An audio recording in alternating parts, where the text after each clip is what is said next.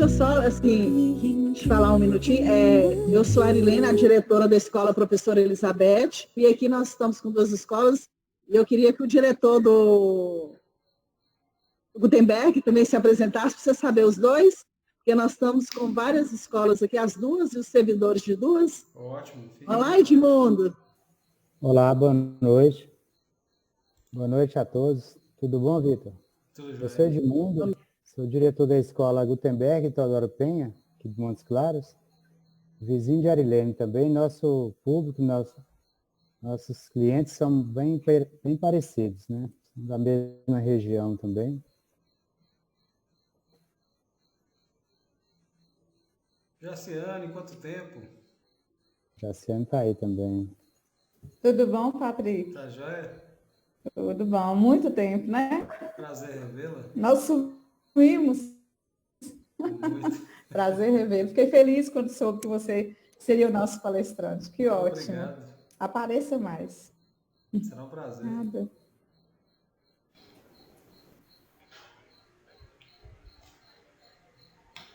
Bom, mais alguém para falar?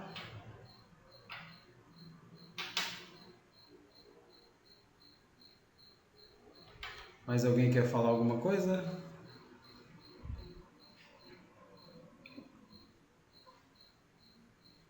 Vocês me dizem quando eu posso começar que eu começo, tá bom?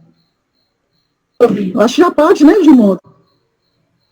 Sim, pode começar, pode ficar à vontade, Vitor. Ok, então muito obrigado, né, pela presença de todos vocês, né, por terem aceitado esse convite aí da palestra, para a gente falar sobre uma coisa que tantos professores, tantos pais, tantas pessoas precisam entender, né, sobre algumas questões que eu vou trazer hoje sobre a educação principalmente do futuro, né, que é o futuro que já está batendo a porta, né, há muito tempo, e que daqui para frente tem muitas mudanças a mais ainda para acontecer, e a gente precisa estar preparado para essas novas mudanças. Essas mudanças que a gente precisa fazer e ainda não foram feitas, algumas sim, mas tem muitas ainda a serem feitas, a Coreia do Sul já fez no final de 1990.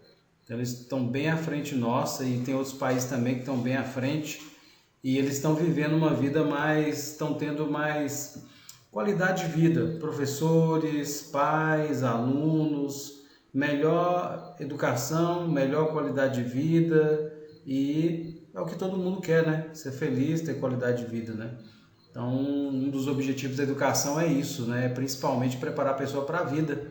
E a gente está aqui na vida para ser feliz, mas a felicidade é uma construção, né? Eu vou projetar aqui meu slide para a gente poder dar início, né? E depois provavelmente deve cair o link, e aí depois a gente entra na outra sala para a gente dar continuidade, tá? Então vamos lá, futuro da educação, né? Educação aí para as novas gerações pós-pandemia, que já começa nesse período de pandemia. Muitas pessoas, principalmente na área educacional, tiveram muita resistência com a tecnologia, resistência com o computador, com o mundo online, e tudo que chega para ficar, né? As tecnologias, principalmente, elas chegam para nos auxiliar. Só que a maioria de nós, seres humanos em geral, a gente tem muita resistência ao novo, inconscientemente. A gente tem medo de não conseguir se adaptar, de não conseguir dar certo, né? Será que eu vou dar conta de usar esses novos recursos?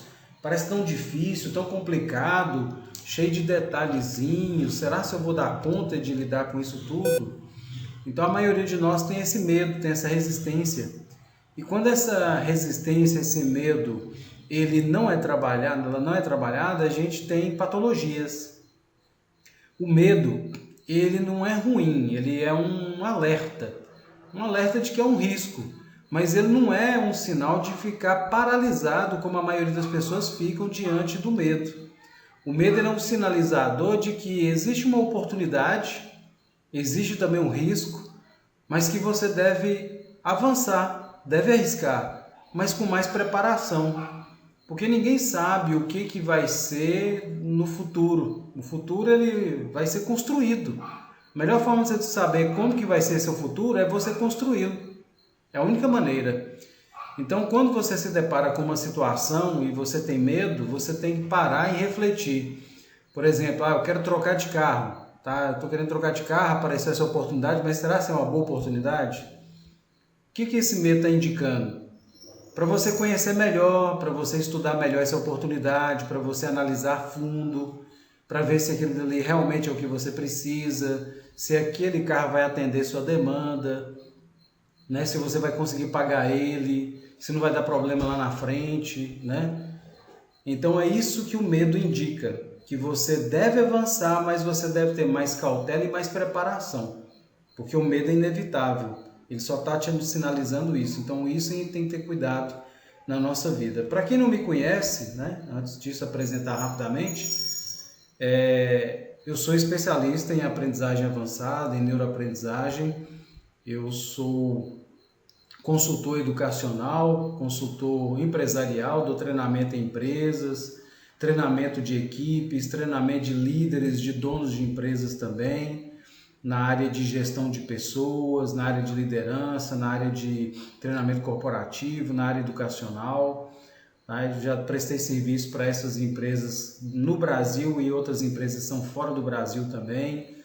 Eu me formei em Letras Espanhol no Peru, especializei em Neurolinguística e Neurociência na Europa e também especializei em Neuroaprendizagem, né? Que foi uma das maiores dificuldades que eu tive, foi de aprendizado, porque eu tenho TDAH, descobri já na fase adulta, TDAH, dislexia, e essa dificuldade de aprendizado que eu tive na época da infância e adolescente, ela foi até a fase adulta, né? Então eu acabei tendo muitos problemas em relação a isso, né? Veio junto com isso ansiedade crônica, depressão, tentativa de suicídio, e tudo isso me levou para fora do país para tentar a vida, né, profissionalmente, porque eu achava que eu não ia ter nenhum engajamento na área educacional, que eu não seria capaz de fazer faculdade. E lá fora a primeira oportunidade que apareceu foi dar aula numa escola de idiomas.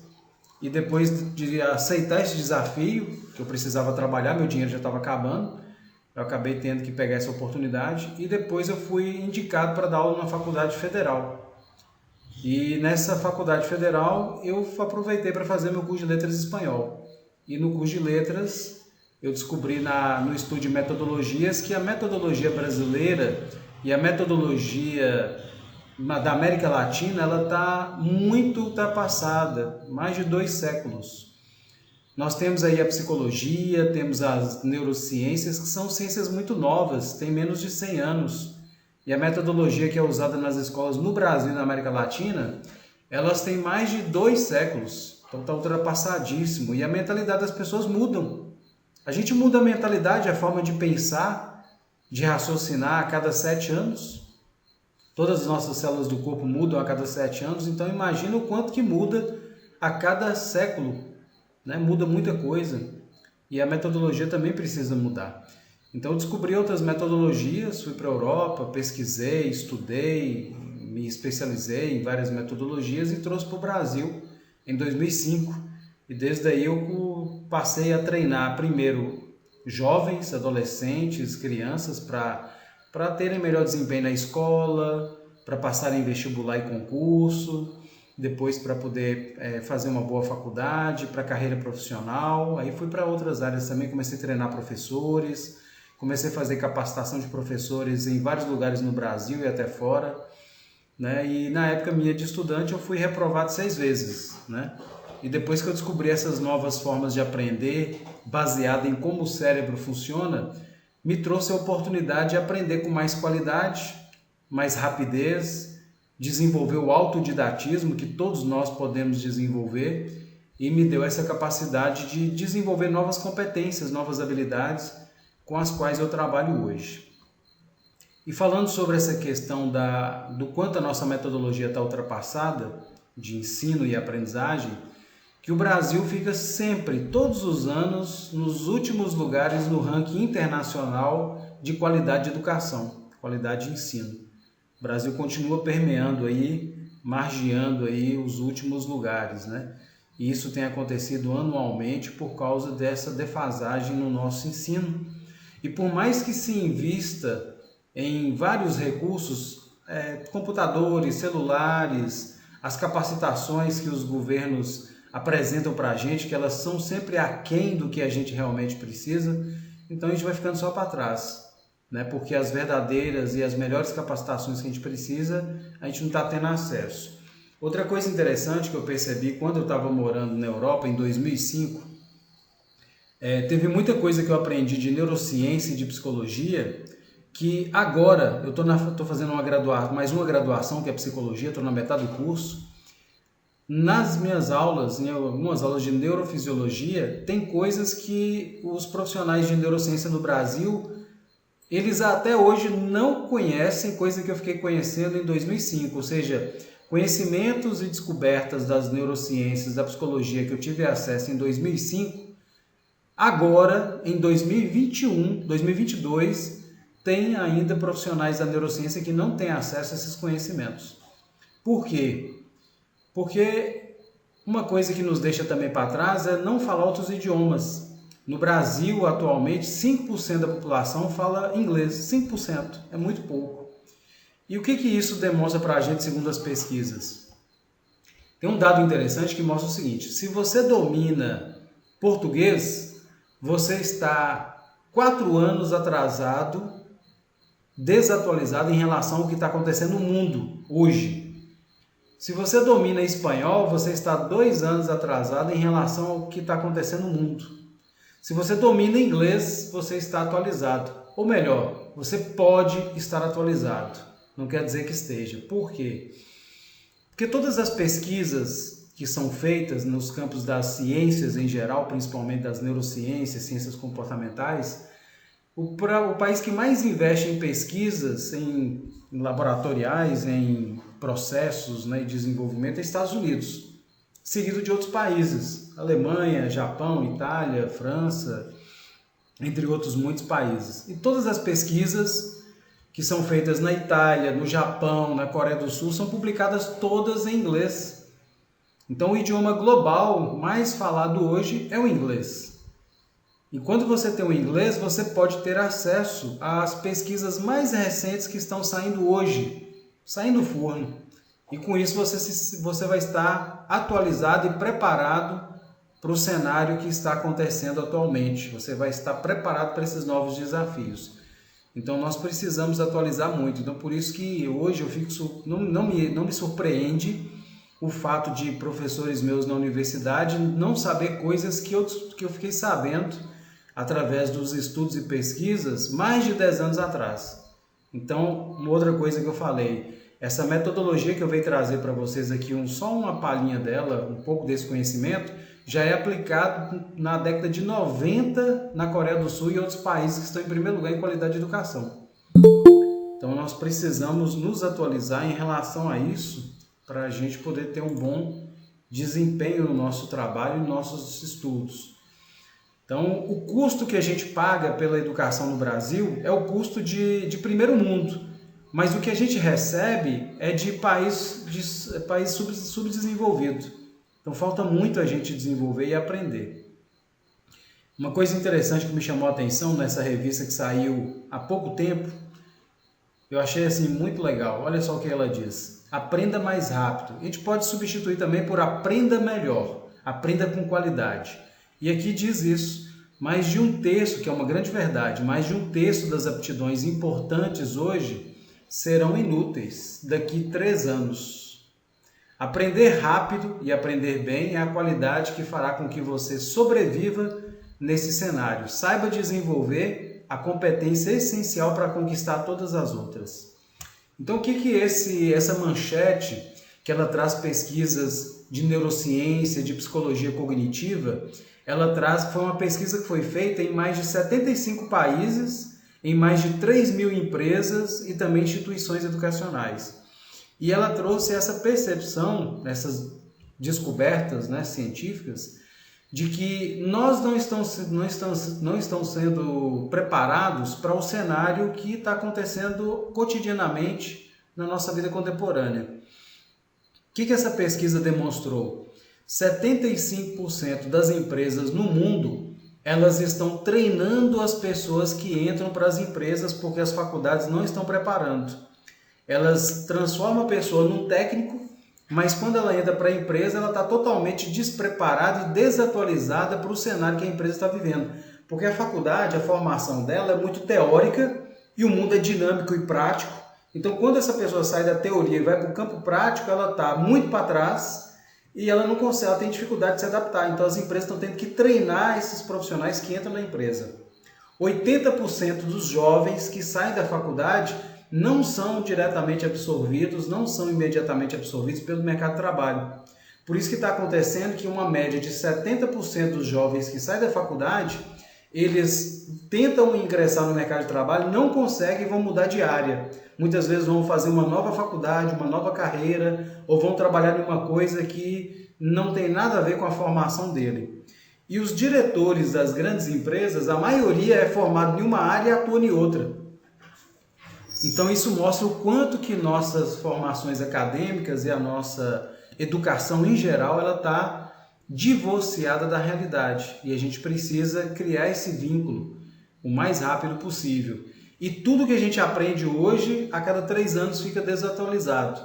1/3, do que a gente aprende hoje se torna inútil.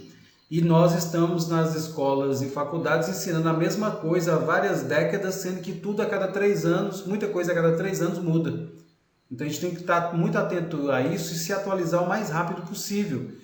E nós todos, querendo ou não, somos aprendizes e educadores, todos nós profissionais, adolescentes, jovens, crianças, adultos, porque todos nós estamos aprendendo alguma coisa com a vida, porque a vida já é uma escola e uma faculdade, e a gente acaba ensinando para outras pessoas.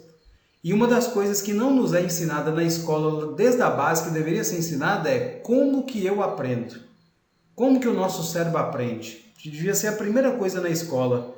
Entender como que a gente aprende para poder a gente aprender qualquer coisa e poder replicar esse conhecimento, aplicar na vida prática contemporânea e ainda ensinar para outras pessoas. É a primeira coisa que a gente precisa fazer e nenhuma escola passou por isso, nenhuma faculdade tem passado por isso, mesmo na faculdade, no curso de psicologia, que às vezes a gente estuda um pouco sobre aprendizagem, não é aplicado nas próprias faculdades. Então a gente precisa... Eu estava conversando com alguns professores de escola, de faculdade e alguns diretores também, eles falando isso, o quanto que nossa educação no Brasil ela é hipócrita, infelizmente, porque ela ensina uma teoria e ela mesma não põe em prática. Às vezes numa escola ensina como fazer a coleta seletiva, mas a própria escola não faz. A faculdade de psicologia ensina sobre como a mente aprende, mas não aplica no ensino dos seus próprios estudantes. Então a gente precisa mudar essa realidade, porque o que está acontecendo com isso que a gente está vivenciando? Índice altíssimo de patologias mentais. Nós estamos vivendo hoje o maior índice de patologias mentais no planeta. Depressão, ansiedade crônica, síndrome do pânico, burnout e várias outras patologias. E nós temos esses números agravantes em várias áreas, inclusive, por exemplo, a Polícia Federal. Casos de suicídio de agentes da Polícia Federal de março de 2012 a 2013 aumentou recentemente. 11 doenças e males resultantes da profissão de acordo com pesquisas. 74,87% dos policiais relacionaram dependência de álcool e na atuação da Polícia Federal. 38% dos entrevistados disseram sofrer ou ter sofrido quadro de depressão. Em torno de 21% admitiram cogitar suicídio e por aí vai. Por que isso acontece? Isso também na área da medicina. Aumento de número de suicídios preocupa.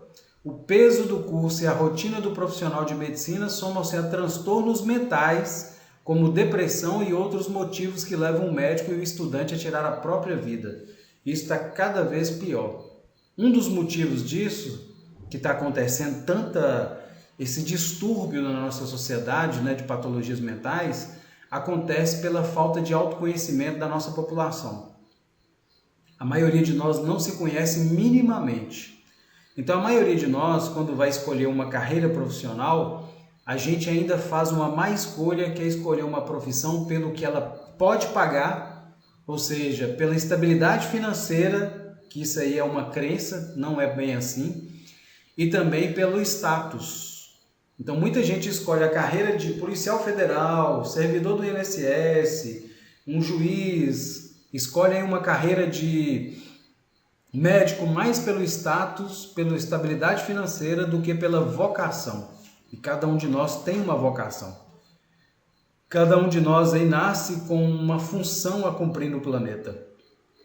E quando a gente não se debruça no processo de imersão, de autodescobrimento, para entender qual é a minha afinidade, qual é o meu perfil, o que tem a ver comigo, qual a área profissional, o que eu gosto de fazer para eu encontrar a minha vocação e cumpri-la, eu acabo entrando em patologias. Por isso que essas áreas estão tendo tantas pessoas depressivas, suicidas e com outras patologias mentais, né? Tanto que a Organização Mundial de Saúde, ela confirmou recentemente que nos próximos anos, de cada 2 pessoas no planeta, uma vai ter depressão. Isso é muito grave. Então a gente precisa estar muito atento a isso para a gente não entrar em depressão. E a gente precisa, para isso, se conhecer melhor. Quanto mais a gente se conhece, quanto mais vida interior a gente tem, melhor vida exterior. E a nossa sociedade ocidental, ela foi, durante séculos, acostumada a olhar sempre para fora. As redes sociais, a gente faz muito isso, né? A gente olha, ó, fulano está trabalhando nessa área, poxa, está ganhando bem, ó, está andando de carrão, está com a casa boa. Nossa, está feliz, pelo que se demonstra, né? Porque nós, na sociedade, mostramos uma máscara, né? Aquilo que a gente gostaria que as pessoas vissem de nós. Não necessariamente é a realidade. E a gente vê muito isso, pessoas se destruindo e mostrando que é uma pessoa linda e maravilhosa, mas por trás não é. Né? Tá passando por várias dificuldades. Às vezes a pessoa está com um carrão e está com um monte de dívida no banco. Eu conheço várias pessoas que são médicos, que ganham muito bem e está devendo mais do que ganha. Está com depressão e está com outras patologias. Então a gente precisa rapidamente reverter esse processo. E tudo começa na base, começa na educação, lá na nossa infância. Porque nesse período da infância, principalmente entre 5, 6, 7 anos, é um momento em que a gente é um momento onde que nós podemos trabalhar dentro de nós um novo comportamento, principalmente valores éticos e valores humanos em nossa mente, em nossa psique. Quando a gente não instala esses valores, esses princípios éticos e morais nessa faixa etária, no período aí da pré-adolescência, quando a pessoa chega na adolescência, ela começa a passar por dificuldades e a maioria de nós não dão acolhimento para esses adolescentes que eles precisam, e depois na fase adulta eles se tornam agressivos, violentos, eles se tornam pessoas que vão cometer diversos crimes e ao mesmo tempo eles estão passando por várias patologias, principalmente a depressão. Então se a gente não entender isso, a gente vai continuar produzindo essas psicopatias na nossa sociedade. Então a gente, como educadores, como pais, a gente tem uma responsabilidade muito grande em relação a isso.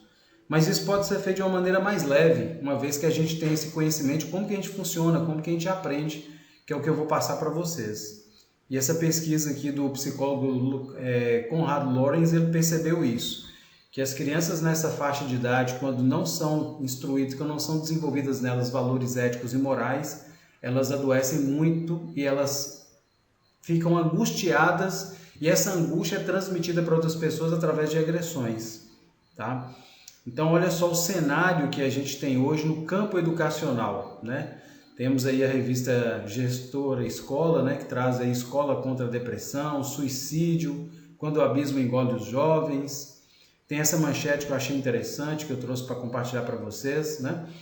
Vieram à tona casos de suicídio, automutilação e bullying que retratam a dimensão de um problema comum, mas pouco comentado. A relação entre o clima escolar e a saúde mental dos alunos e de professores também, que não deveria ser comum, mas infelizmente está sendo. Então a saúde mental está abalada. Então nós temos esses dados aí também, ó, o suicídio no mundo, 800 mil tiram a própria vida todos os anos. No Brasil, 17% já pensaram em tirar a própria vida em algum momento. 38% dos suicídios são concentrados na região sudoeste. Segunda maior causa entre jovens de 15 a 29 anos é o suicídio. Quarta maior causa entre jovens de 15 a 29 anos. E a cada 30 pessoas, 5 já pensaram em suicídio. Então isso é muito pesado para a gente, né? Como estão os alunos? 20% dos adolescentes enfrentam algum problema de saúde mental. 15% dos jovens têm problemas de saúde mental na região norte. Nós temos aí 30% dos brasileiros entre 12 e 17 anos têm transtornos mentais comuns. E tem mais coisa aí. A depressão entre os jovens brasileiros, 21% dos jovens de 14 a 25 anos têm sintomas de depressão. 780 adolescentes de até 19 anos cometeram suicídio em 2013 no país e aumentou muito recentemente por causa da pandemia. Aqui já é relatos de professores, olha só, precisei me afastar dos alunos para seguir atuando na educação que eu amo. Então tem educadores que amam a profissão, mas estão tendo que se ausentar porque está tendo essa dificuldade e por não ter acesso muitas vezes a uma psicoterapia, a um processo de autoconhecimento, acaba tendo mais dificuldade. Em esse outro relato, agradeci quando descobri a depressão, porque assim tive a oportunidade de me tratar e mudar de hábitos de vida. Então, quando você faz uma psicoterapia, passa por um processo de autoconhecimento, você consegue perceber essas nuances e consegue trabalhar a tempo. E esses fatores de risco psicossociais, olha o que eles vêm trazendo para a nossa sociedade. Estresse relacionado ao trabalho, um dos principais fatores de risco psicossociais, é uma das principais causas de perda de produtividade, erro humano, aumento de absenteísmo por doença, afastamento, alta rotatividade nos trabalhos, aumento dos casos de acidentes de trabalho, ansiedade crônica e dificuldade de se relacionar, que é o que a maioria de nós estamos tendo.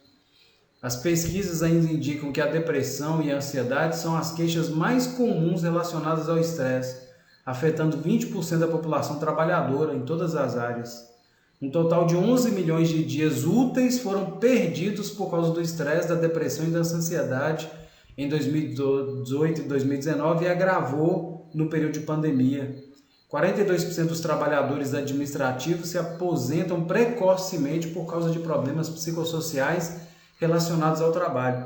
E por afastar e aposentar mais cedo, a maioria que aposenta mais cedo, o que acontece?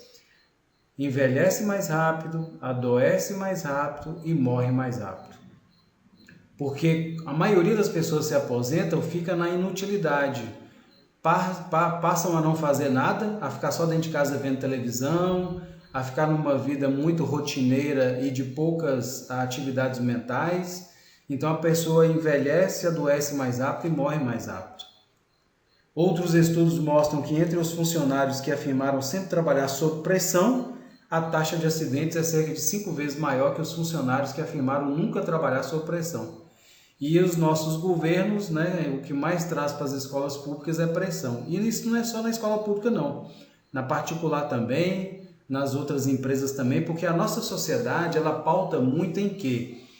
Ela cobra muita ética e esquece de... Aliás, cobra muita estética e esquece da ética, a ética moral.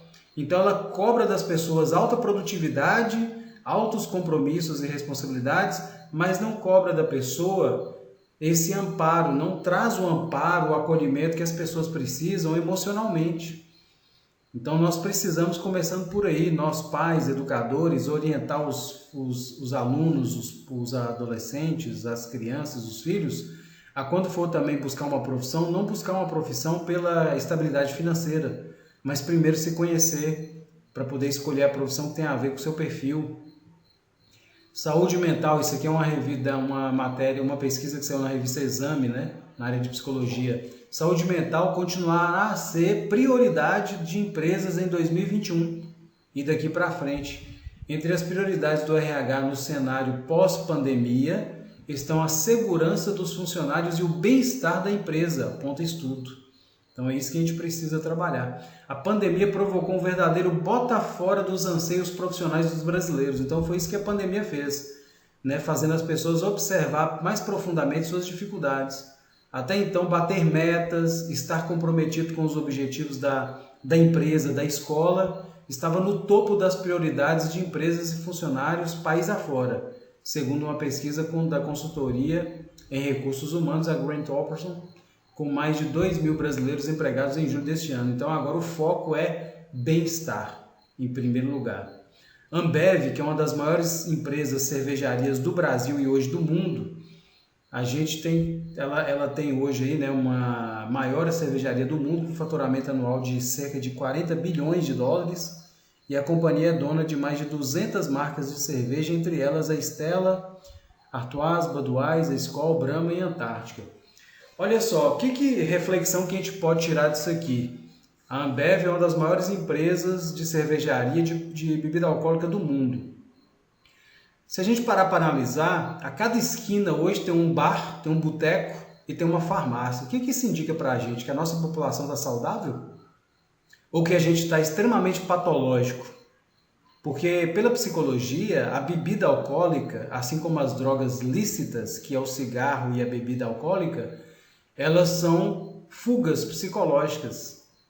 Então a pessoa ela vai para um barzinho para quê? Para espairecer. O que é espairecer? Fugir de processos de autorreflexão. Um momento de fim de semana que a pessoa poderia aproveitar, ficar dentro de casa, ou ir para o meio da natureza, ir para um lugar repousante, fazer uma reflexão sobre a vida. Peraí, minha vida não está boa, meu trabalho não está legal, o que eu posso fazer para mudar? O que eu posso fazer para melhorar de vida? O que eu posso fazer que pode melhorar o meu entorno, para minha família, para mim?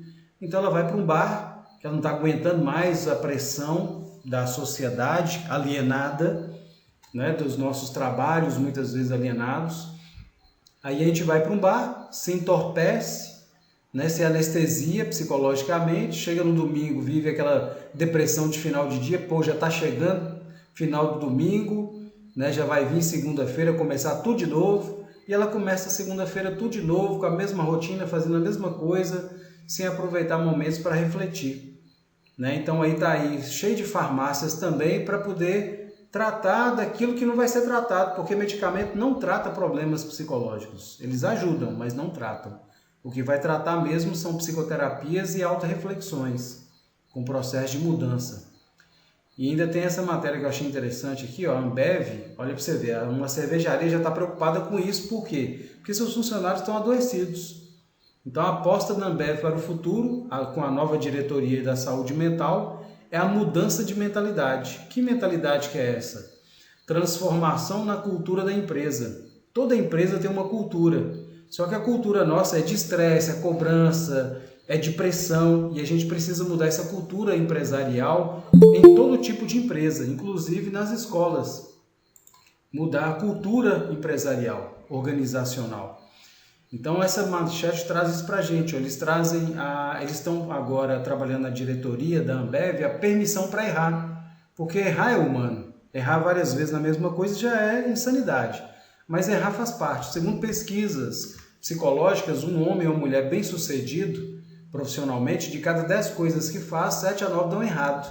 Então a gente é mais propenso a errar do que a acertar. Então, muitas vezes na escola a gente foi educado, condicionado, doutrinado a que errar é ruim. A gente não pode errar. E a gente tem que levar em consideração que errar é um processo de aprimoramento.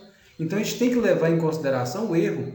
Nas empresas, nos Estados Unidos, eles já têm uma cultura de que o profissional que erra, que já errou, principalmente, por exemplo, um administrador de empresas, um diretor de uma empresa, quando ele leva a empresa à falência, ele tem mais valor no mercado de trabalho. Por quê? Psicologicamente se sabe que a pessoa que cometeu tal erro de levar uma empresa à falência, ele tem uma capacidade muito maior de não errar de novo. Porque o próprio erro dele faz ele ficar muito mais atento, muito mais alerta para não cometer o mesmo erro, para provar que ele é capaz de fazer diferente e melhor. E o erro é um processo de aprimoramento. Assim como como Thomas Edison, tentando fazer a lâmpada, ele errou mais de 700 vezes, até que ele conseguiu fazer a lâmpada. Então ele teve que errar muito para aprender o jeito certo de fazer a lâmpada. E isso nós precisamos trabalhar também no meio educacional, dentro de casa e na escola. A gente precisa trazer um olhar para o ser humano na sua totalidade, isso em empresas e escolas, na companhia, né? Então, a vulnerabilidade, a empatia, a escuta propensa ao outro é o que precisa ser trabalhado. Então, ainda tem mais, olha só.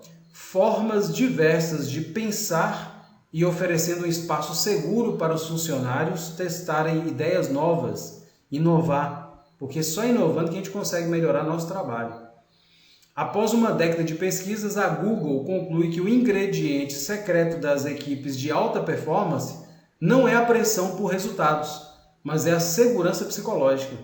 Então, quando o ser humano ele tem segurança, ele tem acolhimento do trabalho dele, ele produz melhor. Ele tem alto desempenho, alta performance. A aceleração de demandas e o ambiente de alta pressão são alguns dos fatores que tornaram a saúde mental uma das principais preocupações da Organização Mundial de Saúde, bem antes da pandemia. E com a crise do Covid-19, o problema cresceu. Uma pesquisa da Workana mostrava que 43,7% dos trabalhadores se sentiram com algum sintoma de prejuízo mental durante a pandemia.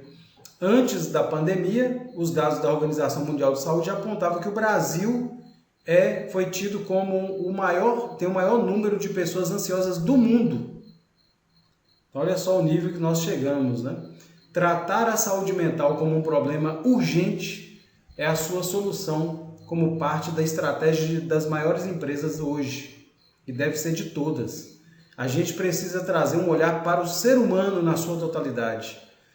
Atenção para características como vulnerabilidade, empatia e escuta propensa ao outro. São os principais fatores. E as pessoas precisam ser acolhidas. É o que a gente mais precisa na nossa sociedade.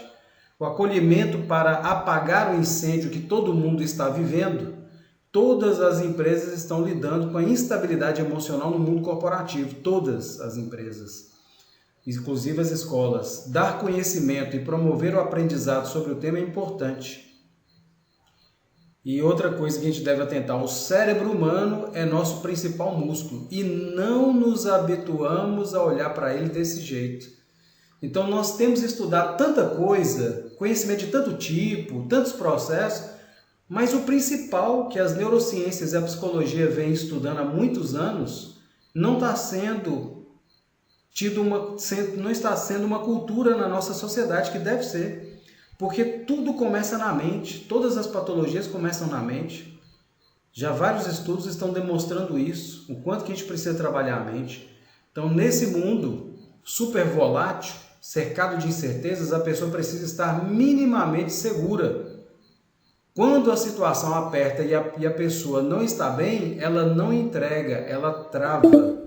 E é o que a gente vê a maioria das pessoas travando, suicidando, entrando em depressão, síndrome do pânico, burnout, entre outras patologias.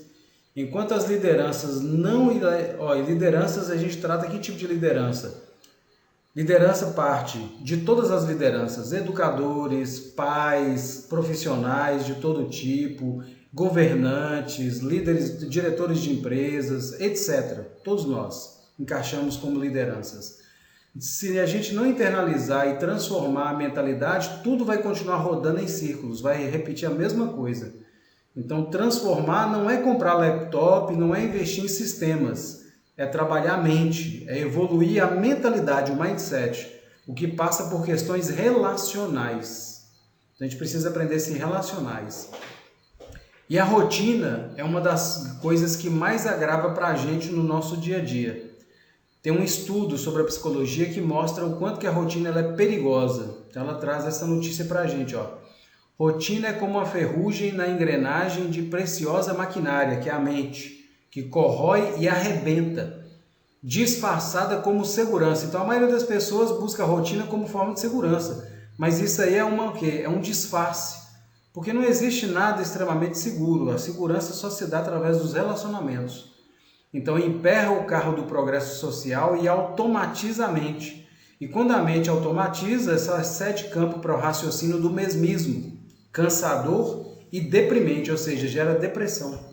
O homem repete a ação de ontem com igual intensidade hoje, trabalha no mesmo labor e recompõe idênticos passos, mantém as mesmas desinteressantes conversações, retorna ao lar à noite ou busca os repetidos esparecimentos, bares, clubes, televisão e jornal, sexo, com frenético receio da solidão, até alcançar a aposentadoria, onde que deixa se arrastar pela inutilidade agradável, vitimado por problemas cardíacos que resultam das pressões largamente sustentadas ou por neuroses que a monotonia engendra.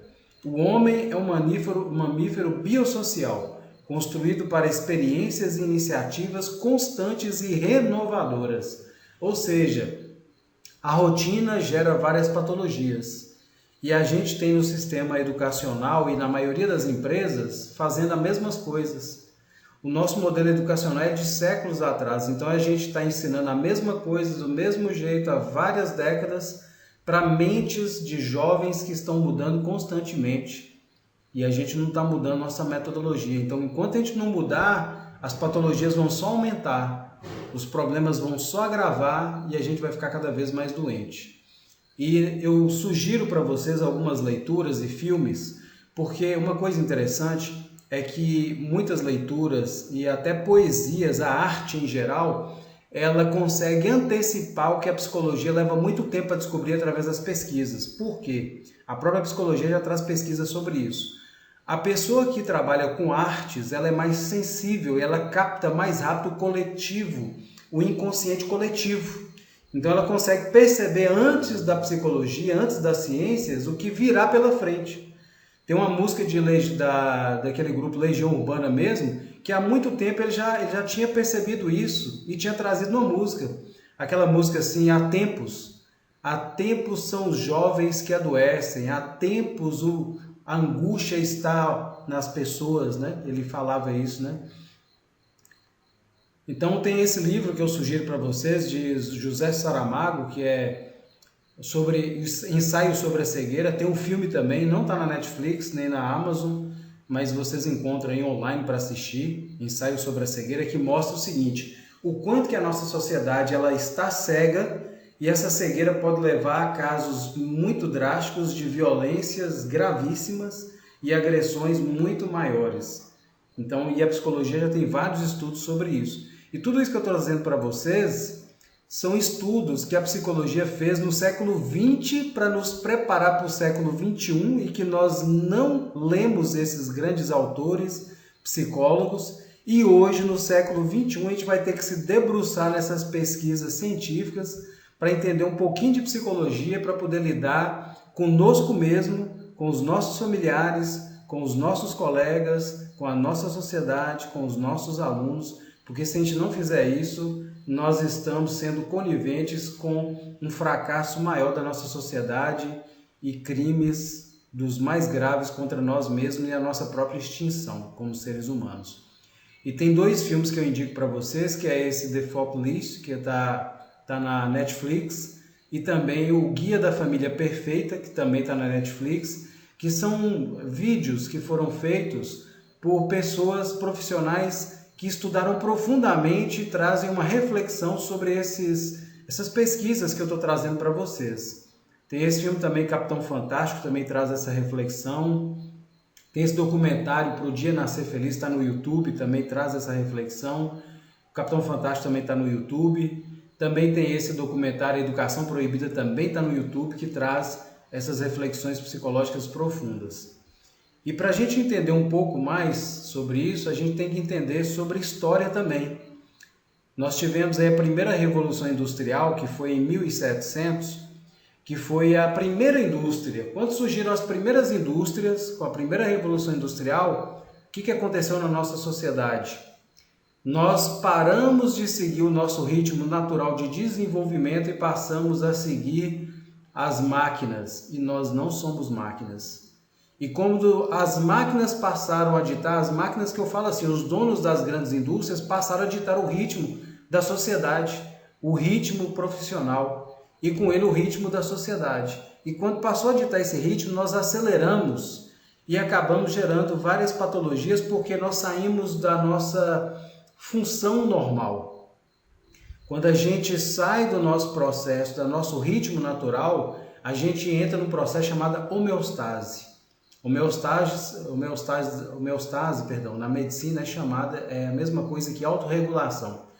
Quando a gente sai do regular biológico, nosso próprio corpo ele faz um movimento para se autorregular. E esse processo de se autorregular, primeiro ele faz assim, ele dá um sinal, uma dor de cabeça, um mal-estar, aí depois vai agravando, se torna uma patologia suave, depois uma patologia um pouquinho mais pesada, depois se torna uma patologia grave, quando a gente não vai ouvindo, até que a pessoa tem uma patologia grave que ela tem que parar de qualquer jeito, repensar e voltar para o seu funcionamento natural. E com as revoluções industriais que seguiram, foi acelerando cada vez mais. Tanto que hoje, na quarta revolução industrial, onde que nós temos as máquinas inteligentes, elas têm máquina que funciona 24 horas, nosso celular funciona 24 horas. Antes, eu lembro na minha época de infância para adolescência, a televisão, a hora que chegava 10 horas da noite, a televisão ficava fora do ar. Você tinha que dormir, você não ia assistir mais televisão. Hoje, a televisão funciona 24 horas e tem gente morrendo assistindo programa de TV ou mexendo no telefone ou jogando videogame, que é chamado de hoje de nanopatologias. Pessoas morrendo, tendo a parada cardíaca e jogando videogame e mexendo nas redes sociais. Olha só o nível que nós chegamos. As tecnologias são ruins, o celular é ruim? De forma alguma, gente. As novas tecnologias, elas são maravilhosas, elas nos ajudam muito quando a gente sabe utilizar. O que nos está faltando é educação tecnológica e educação emocional, primeiramente. Quando a gente tem uma boa educação emocional, seguida de uma educação tecnológica, a gente consegue administrar nossas emoções e consegue administrar nossos aparelhos tecnológicos a nosso favor e não contra nós, como tem acontecido atualmente. Então a gente precisa mudar essa perspectiva. Ô, professor, Oi. professor, mas eu volto a dizer, né, como você disse, que quem dita o ritmo,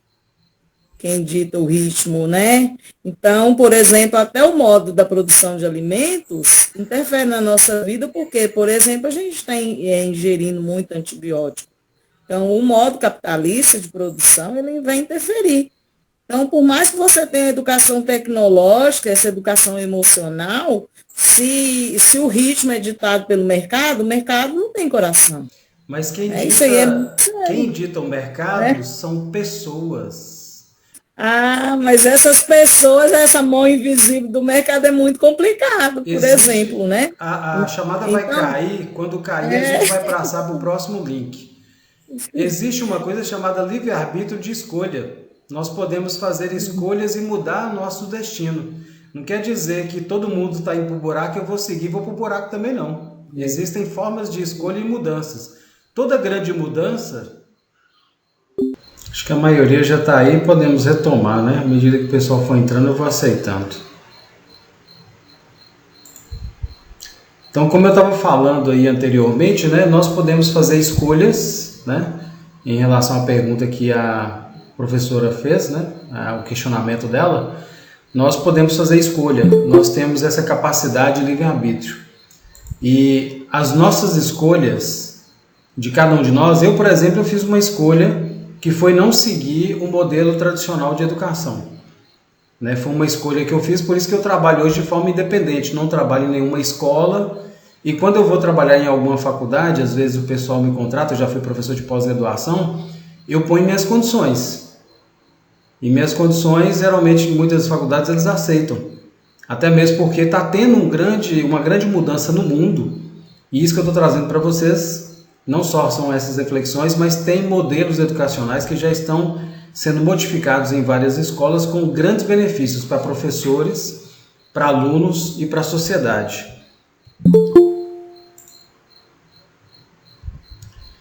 Então, esse é o momento que a gente está vivenciando agora, de mudanças, né? E várias mudanças estão acontecendo no mundo inteiro.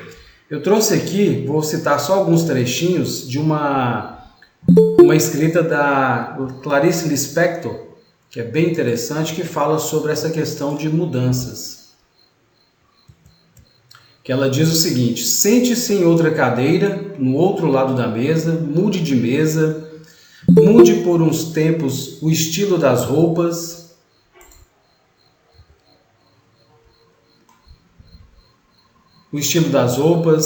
veja o mundo de outras perspectivas, Assista a outros programas de TV, não faça do hábito um estilo de vida, ame a novidade, aprenda uma palavra nova por dia ou em outra língua.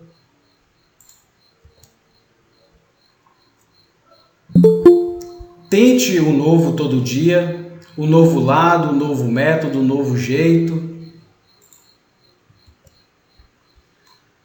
A nova vida, use canetas de cores diferentes. A vida é uma só e pense seriamente em arrumar um outro emprego, uma outra atividade.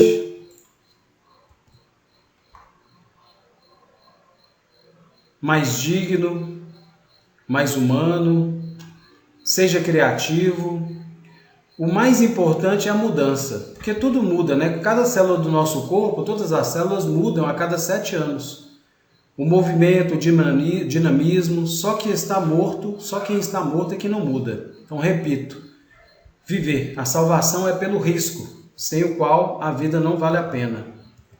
Então, essa poética aqui de Clarice Lispector, ela traz essa observação que casa com aquele conteúdo de psicologia que eu trouxe para vocês, né, do livro O Homem Integral, sobre a questão da rotina, o quanto que ela é perigosa, né, e a mudança é necessária. Mas a mudança tem que ser saudável. Tem essa poesia aqui também de Fernando Teixeira que traz essa percepção de muito tempo atrás, que eu achei interessante. Há um tempo em que é preciso abandonar as roupas usadas, ou seja, os velhos hábitos, né, que já tem a forma do nosso corpo, ou seja, mudar também a mentalidade. E esquecer os nossos caminhos, que nos levam sempre aos mesmos lugares, o mesmo pensamento, os mesmos costumes, os mesmos hábitos. É o tempo da travessia, é o tempo da mudança.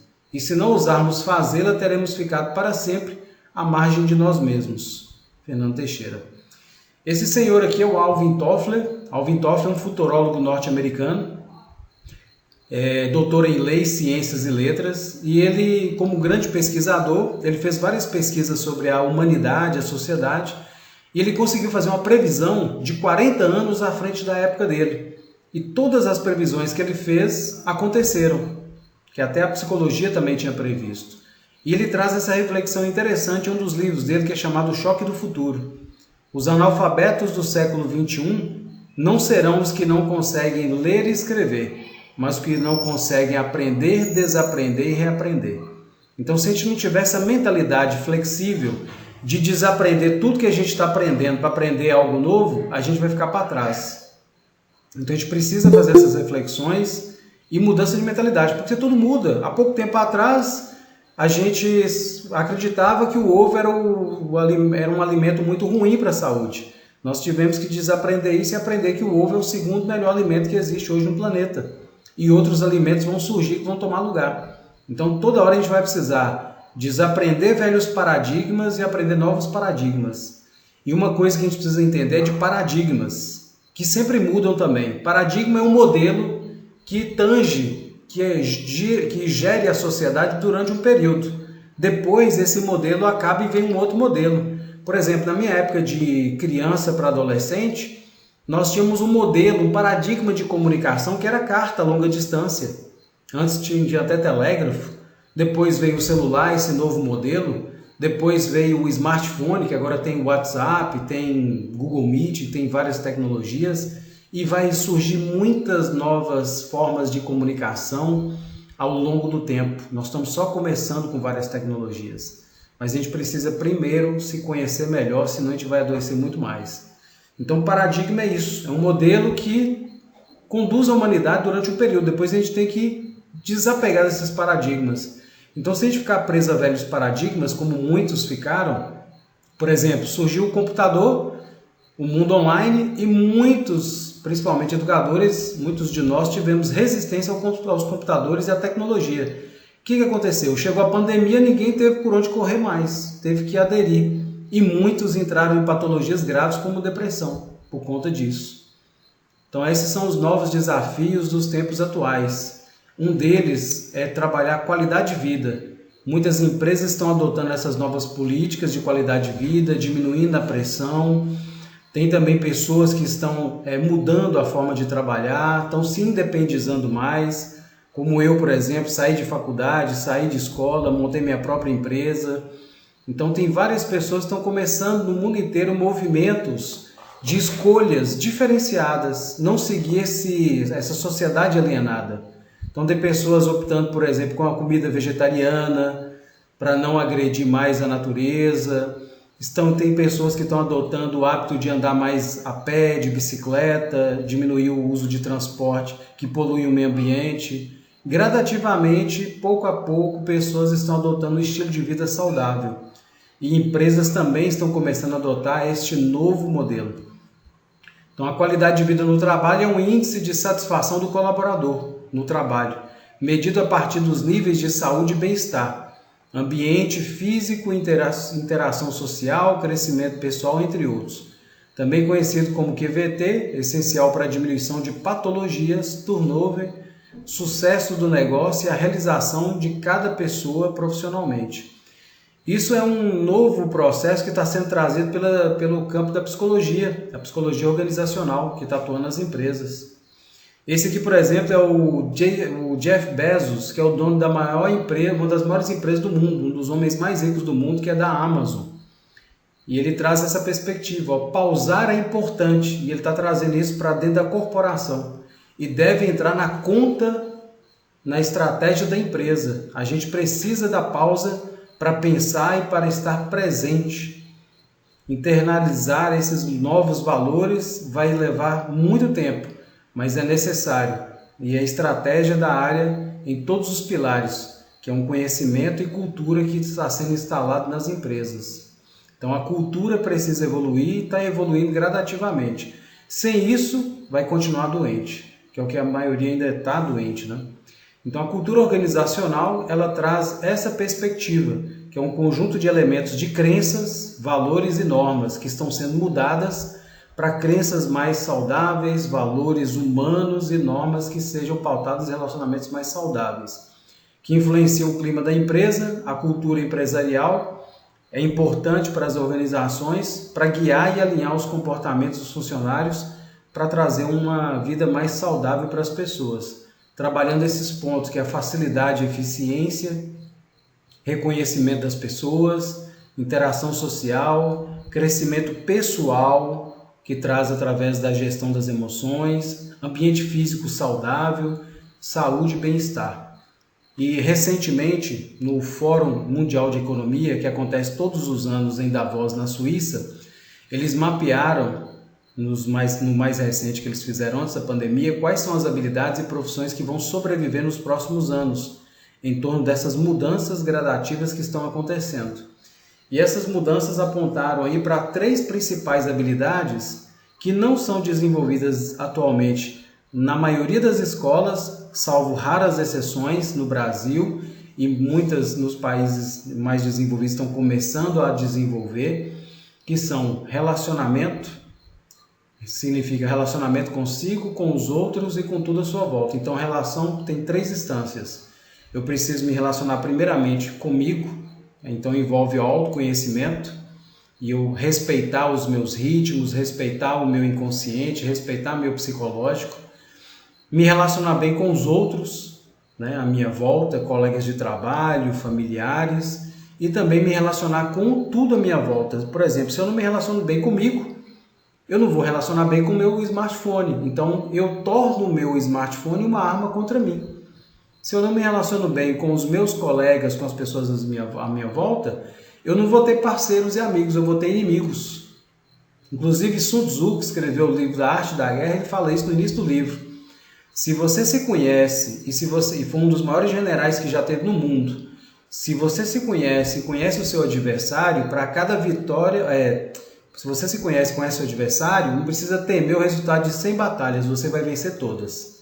Se você se conhece e não conhece o seu adversário, para cada vitória você vai sofrer uma derrota. Se você não se conhece e nem conhece o seu adversário, você vai perder todas as batalhas. E hoje nós estamos perdendo a maioria das batalhas porque a gente não se conhece bem e nem conhece bem o outro. Que é uma coisa que é bíblica, né? Que Jesus já falava, né? Conhece-te a ti mesmo, né? Sócrates dizia isso, mas Jesus sempre chamou a atenção para você se conhecer. Por que você está olhando para o cisco no irmão do seu olho enquanto você não olha o cisco no seu olho? Ou seja, por que você está perdendo tempo criticando seu irmão enquanto você está projetando um defeito que tem em você nele, em vez de olhar primeiro em você para depois ajudar o outro? Então é isso que nós precisamos atentar. Segunda habilidade, comunicação. Comunicação, sobretudo empática. Então eu preciso entender como que os meus clientes falam, como que eles pensam, como que eles raciocinam, para eu comunicar de uma forma empática, de uma forma que eles realmente entendam. E nós, educadores, precisamos mais que tudo isso, entender melhor a mente do adolescente, que eu vou trazer pesquisas científicas agora também, entendendo a mente do meu aluno, que é um adolescente, que é um pré-adolescente, eu vou saber transmitir de forma que ele vai compreender melhor. E a criatividade, que é a habilidade que resolve qualquer tipo de problema, que pode ser traduzido por flexibilidade ou adaptabilidade. E hoje, nas empresas, nos cargos mais altos e os donos das maiores empresas, eles têm essas 3 habilidades mais desenvolvidas. Não quer dizer que eles são perfeitos nessa habilidade, porque não existe ser humano perfeito. Mas eles dominam mais que a maioria essas 3 habilidades. Se relacionam bem com todo tipo de pessoa, se relacionam melhor com as pessoas, se relacionam melhor com as coisas à sua volta, se relacionam melhor consigo mesmo. Então tem essa capacidade de comunicação, porque como eles se relacionam melhor com vários tipos de pessoa, eles conseguem se comunicar melhor com os diversos tipos de pessoa.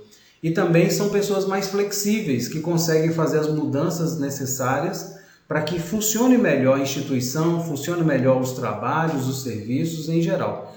Mais uma vez falando, não existe pessoa perfeita no planeta, mas as pessoas mais bem-sucedidas, elas têm essas habilidades mais bem aprimoradas do que a maioria e a média.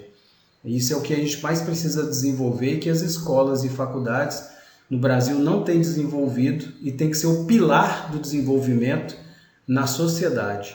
E isso várias pesquisas mostram que saíram até nessas revistas na área profissional. Inteligência emocional, desenvolva a competência que vai ajudar você a liderar durante a crise, entregar resultados sob pressão e se destacar no mercado de trabalho. Isso são frutos de pesquisas e comprovações práticas. O poder da empatia, a habilidade de se colocar no lugar do outro é o comportamento mais visado pelo mercado de trabalho hoje. Saiba como entender as pessoas à sua volta e tornar-se um colega mais colaborativo e um líder mais eficiente. E inteligência relacional, a habilidade de mobilizar pessoas e recursos em prol de um objetivo comum potencializa a criatividade, a inovação e a geração de resultados acima da média. Conheça a competência mais revolucionária desde a descoberta da inteligência emocional. E todas essas habilidades estão ligadas à inteligência emocional. E elas são pilares do processo de educação segundo a Unesco. Esses aqui são os 4 pilares da educação desenvolvidos pela ONU e a Unesco para as escolas no mundo. Em primeiro lugar, aprender a conhecer, aprender a fazer, aprender a conviver e aprender a ser. Só que nós focamos muito no aprender a conhecer e aprender a fazer. Aí nós aprendemos a tabela periódica, fizemos bombas atômicas, fizemos armas, fazemos milindres, porque faltou aprender a ser e aprender a conviver.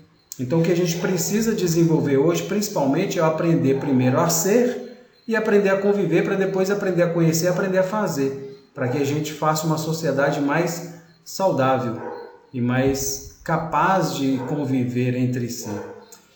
E agora, para a gente entender uma outra coisa interessante, o que mais está faltando na nossa sociedade é autoestima. A maioria das pessoas tem a autoestima baixa. E o que é autoestima, segundo a psicologia? É a possibilidade ética de eu gostar de mim. É um sentimento que é gerado em nós quando sinto que alguém foi capaz de suportar o meu lado mal. E eu sou capaz de suportar o meu lado mal sem destruir ninguém. Isso foi desenvolvido pela psicanalista austríaca Melanie Klein, várias décadas atrás. Ela percebeu quanto número de pessoas que tem hoje baixa autoestima. E a gente vê aí o que é baixa autoestima. É aquela que procura na estética gostar de si. Então a psicologia mostra aí que a pessoa que não gosta de si, ela vai buscar externamente gostar de si. Aí é onde que a gente vê esse número de pessoas crescente nas academias, nas cirurgias, tentando mudar o corpo para ver se gosta de si. Porque tem autoestima baixa, porque não gosta, não se aceita como é. Então nós temos aí um monte de gente aí nos bares conversando sobre sobre botox, conversando sobre cirurgias, conversando sobre futilidades, em vez de conversar sobre ideias, projetos, ideias que vão mudar a nossa sociedade, que vão ajudar o nosso entorno. E ainda mais, hoje o Brasil está como recordista em colocar silicone em crianças de 14 e 15 anos que não conseguem gostar de si. Tem dificuldade de se aceitar, não conseguem suportar uma barriguinha. Imagina ela conseguir aguentar, suportar a própria raiva, a raiva de outra pessoa. Então, uma mãe suficientemente boa, segundo a psicologia, suporta o sistema límbico da filha, que vai desempregar um monte de psicólogos e aumentar sua autoestima. O sentimento ético por mim e a perca do sentimento estético. E suportar o quanto tem de raiva e desprazer muitas vezes.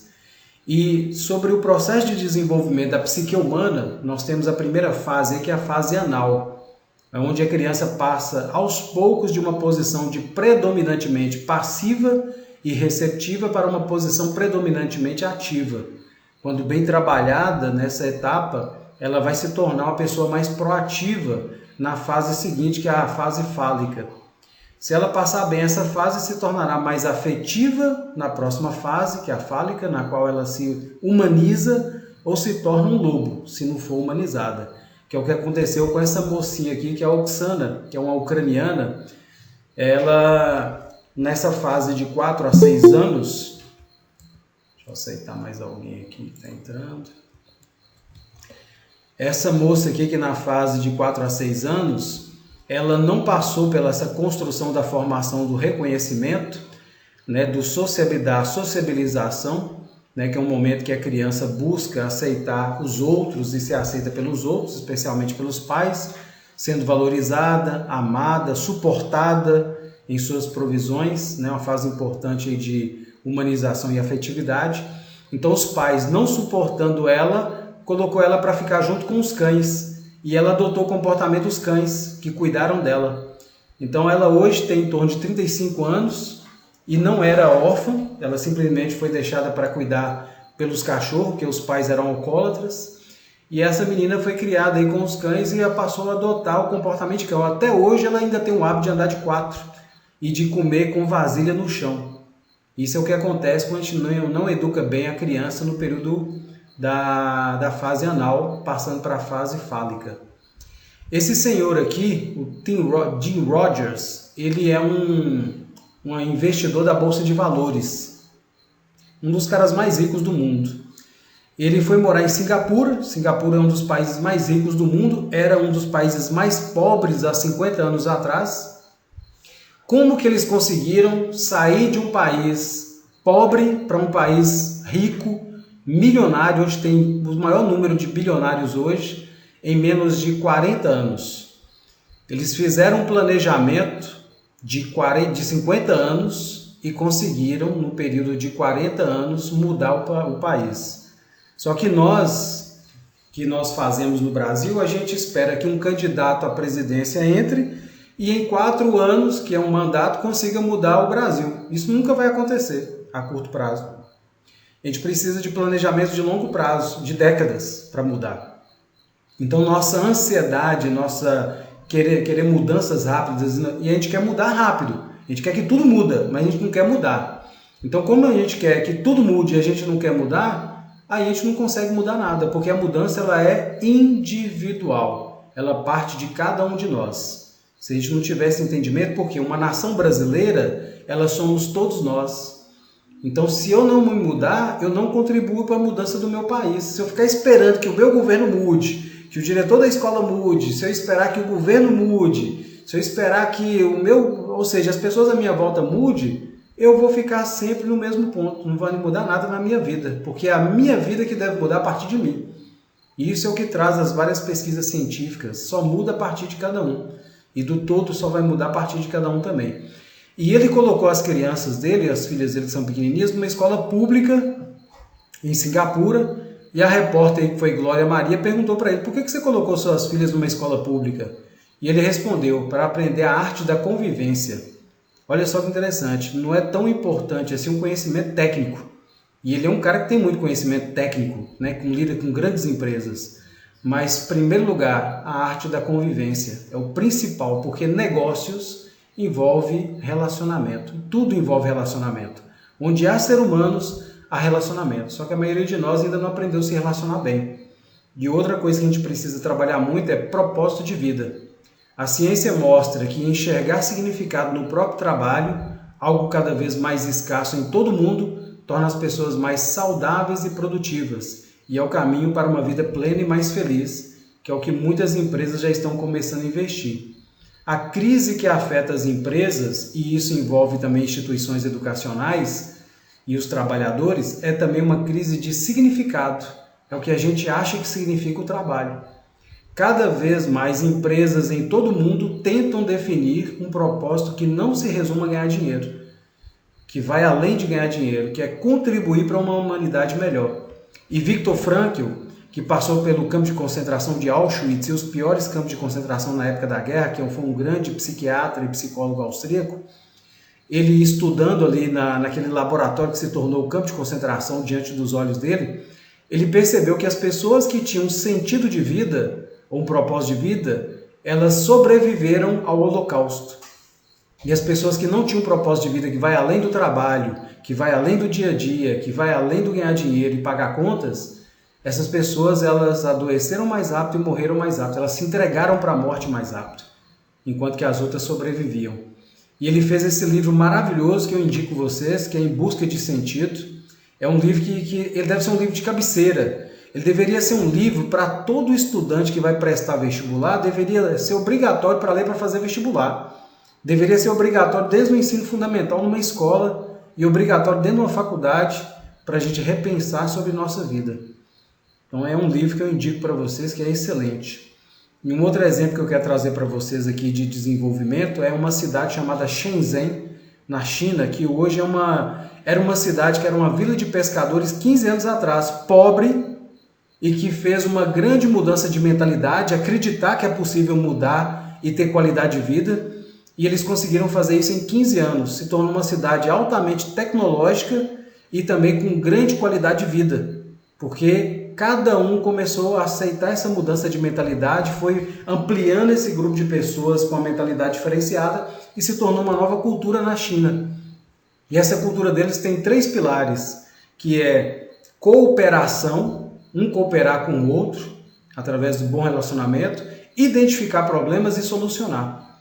Nossa cultura brasileira, a gente vê problema como algo ruim. Só que se a gente parar para analisar, todos os problemas que a gente já viveu na vida, que a gente solucionou, nos trouxe novas capacidades, nos desenvolveu novas competências. Nós criamos novos serviços, novos produtos na nossa sociedade. Então o problema é bom.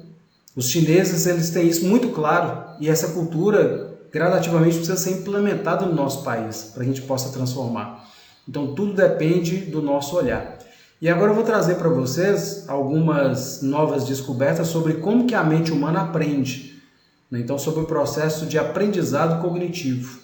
Então como que a nossa mente aprende? Eu vou trazer aqui 4 processos que são poucos conhecidos. Um deles é o erro e acerto, cognitivo, insight e motora. Esse motor, esse aprendizado é o que as escolas no Brasil, instituições educacionais e faculdades mais usam, que ele é mecânico e repetitivo. É o mais demorado, o mais cansativo e o mais ineficiente. Você fica repetindo o mesmo processo constantemente até que alguém assimila, mas aí depois já está no automático.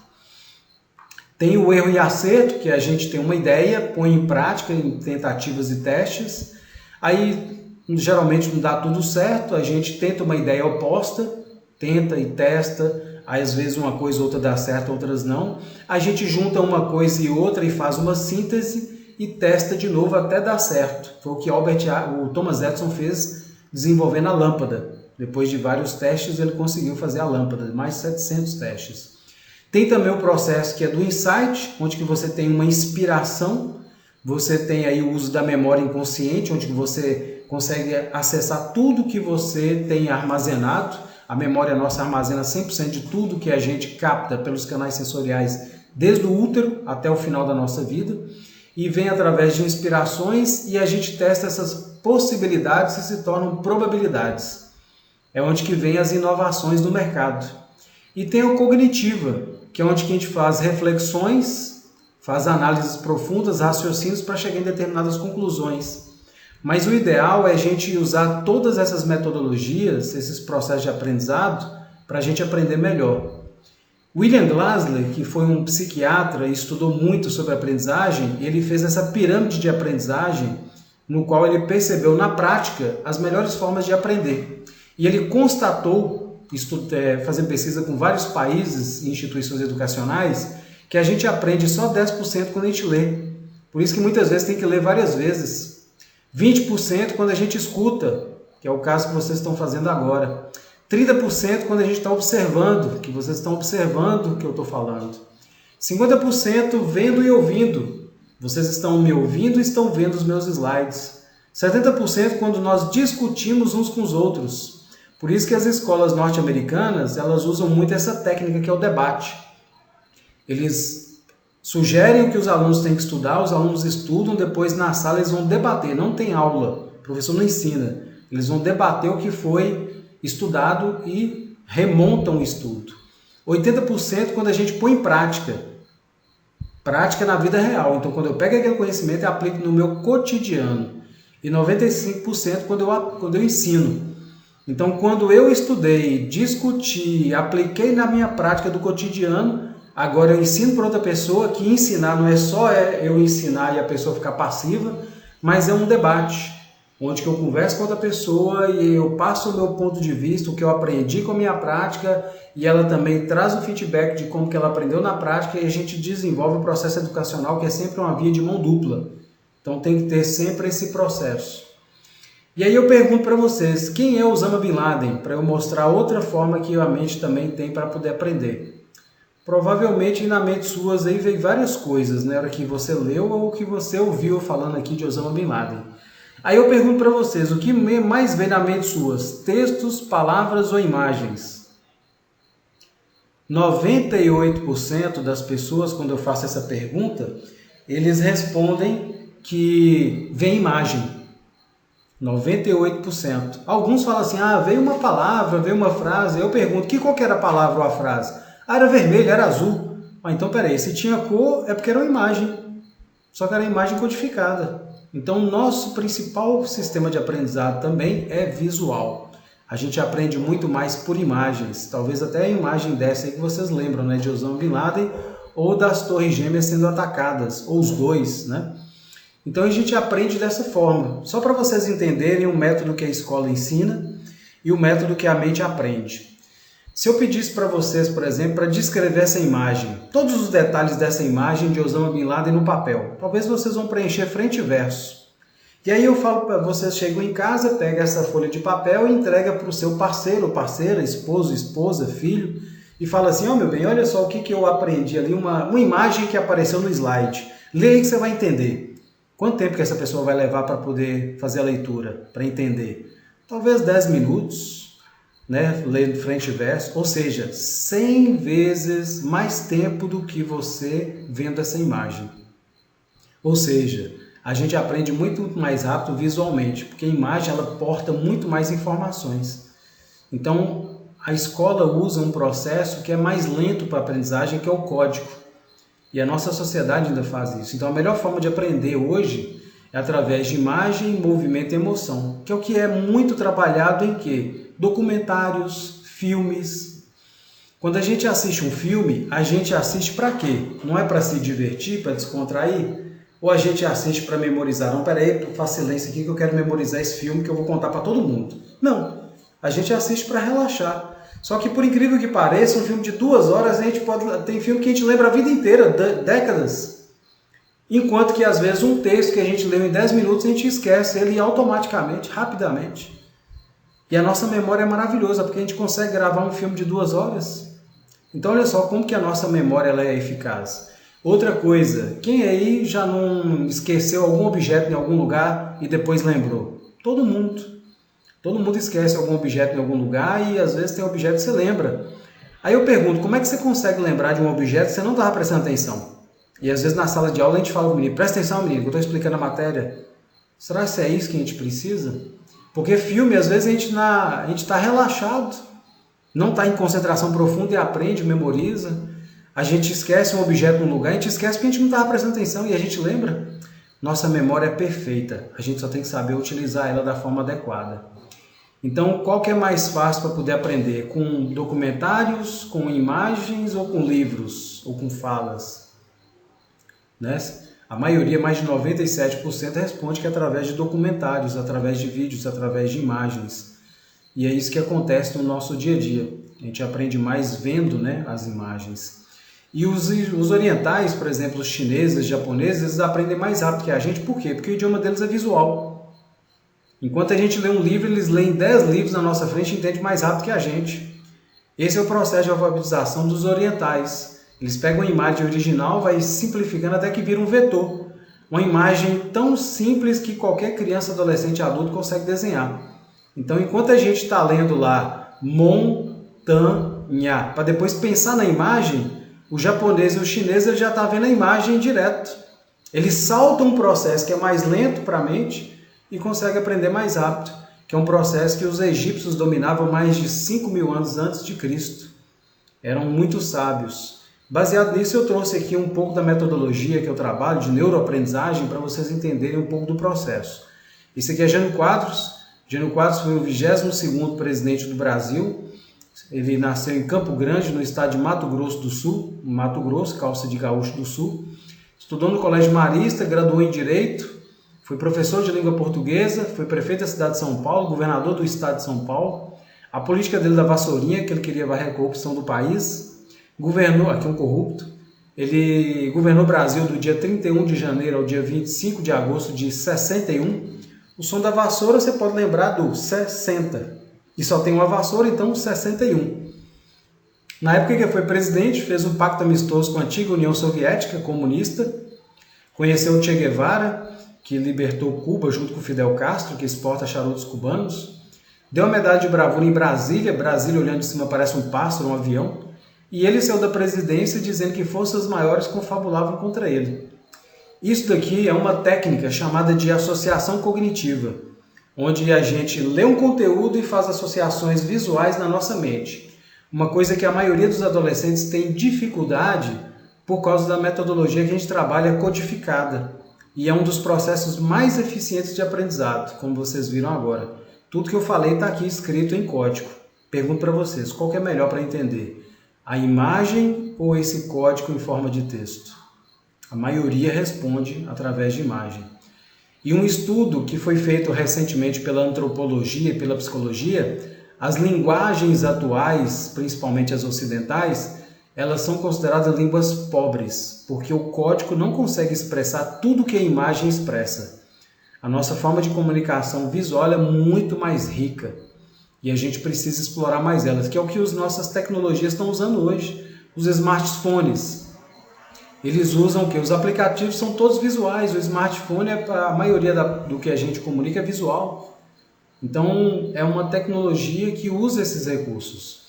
E esse sistema de escrita que a gente aprendeu na escola, chamado sistema linear, que a gente escreve linhas, alguns estudos mostram que ele é ineficiente, ele sobrecarrega e ele confunde a nossa mente. Por isso que a gente tem que ler várias vezes. Quando a gente aplica a técnica dos mapas mentais, você consegue condensar, ser mais objetivo, diminuir o número de anotações, fica mais leve para anotar, para ler, para compreender e melhor estruturado, porque ele é baseado em como a nossa mente trabalha informações, estrutura e armazena. Então ele é muito mais eficaz e hoje é usado também no mundo profissional. Para vocês entenderem ainda mais sobre a escrita, olha só, vamos comparar esses dois textos. Qual dos dois é mais leve para ler e qual dos dois gera mais concentração? O colorido ou o monocromático? Eu tenho feito esse teste há mais de 10 anos e 99% das pessoas que fazem essa leitura aqui, eles dizem que o colorido ele concentra melhor e é mais leve para ler. E aí eu trago uma pesquisa da psicologia sobre isso, o uso das cores, feita pela Universidade de Illinois, nos Estados Unidos, em várias instituições educacionais também. Quando você usa várias cores, a multicromatia, você melhora 40% a capacidade de leitura, melhora 68% a capacidade de aprendizado e 73% a capacidade de compreensão. Ah, professor, então quer dizer que quando eu estou lendo um conteúdo de uma cor só, eu estou perdendo 73% da minha capacidade de compreensão? Está. Por isso que muitos alunos e professores e profissionais têm que ler o mesmo texto várias vezes para tentar entender e compreender o conteúdo. E mais, olha só o que traz ainda o estudo da psicologia sobre as cores. O preto é a cor da morte e do luto, associada à dor, tristeza e melancolia. Me responde se não é isso que a maioria de nós sente quando começa a ler um texto muito grande de cor preta. Era o que eu mais sentia na escola e quando eu leio, às vezes até hoje, um texto monocromático, que dá um desânimo danado, né?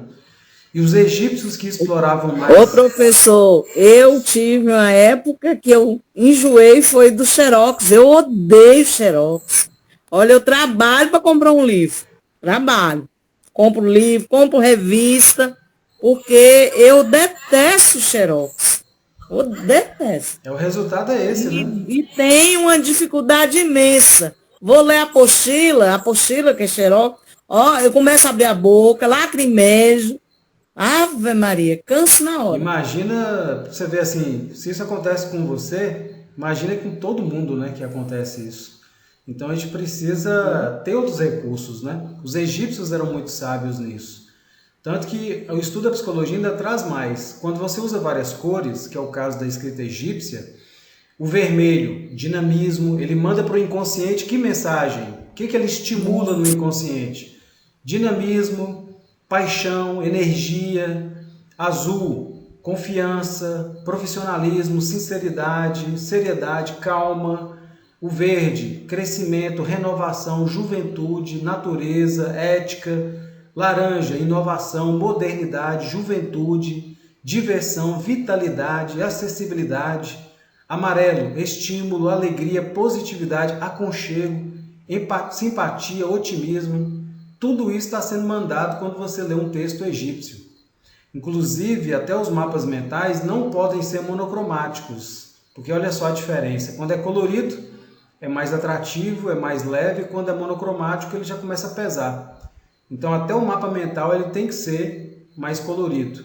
E é uma das ferramentas mais usadas pelos maiores profissionais e empresas do mundo para reuniões, projetos, ideias, inovações, organização, desenvolvimento e para ensino. As maiores instituições educacionais do mundo usam mapas mentais para ensinar os alunos os conhecimentos e para ajudar a estruturar melhor. Então, nós temos aí, às vezes, alguns mapas mentais que não são bem desenvolvidos como esse, né, que está sobrecarregado e dá para otimizá-lo para ficar mais leve. E para a gente ter um aprendizado melhor, precisa-se também de planejamento estratégico, que começa pelo autoconhecimento. O que é um planejamento estratégico? Primeiro, definir onde é que eu quero chegar. Ah, eu quero ser um médico, eu quero ser um engenheiro, eu quero ser um professor, eu quero ser um advogado. Ok. Então eu quero ser um grande profissional, um grande ser humano. O que eu preciso para chegar até aqui? Como que eu chego até lá? Quais os recursos que eu vou procurar? Então agora eu vou, através do autoconhecimento, eu vou usar os meus melhores recursos mentais e físicos, me instrumentalizar para eu ter agora o caminho mais saudável para chegar mais rápido. Como o caso de Singapura que eu citei. Fizeram um planejamento de 50 anos, em menos de 40 anos se tornaram um dos países mais ricos do mundo. Um programa que eu participei do National Geographic, e olha só, eu fui um aluno que foi reprovado 6 vezes, tenho TDAH, dislexia, cheguei à depressão, tentativa de suicídio na adolescência, por conta da minha dificuldade de aprendizado e não tinha uma boa metodologia. E hoje, depois de aprender essas metodologias avançadas, eu passei em 6 concursos públicos, estudando só 2 meses, 2 horas em média por dia.